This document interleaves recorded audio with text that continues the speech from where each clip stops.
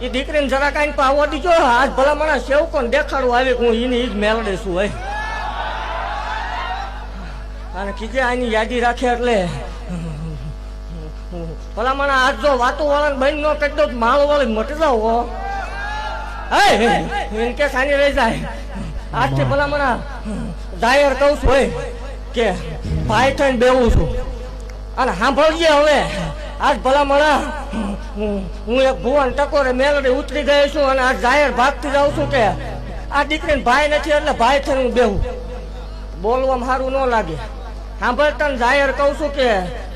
આના જેથી લગ્ન કરવાના થાય આનો જેથી કરિયાવર કરવાનો થાય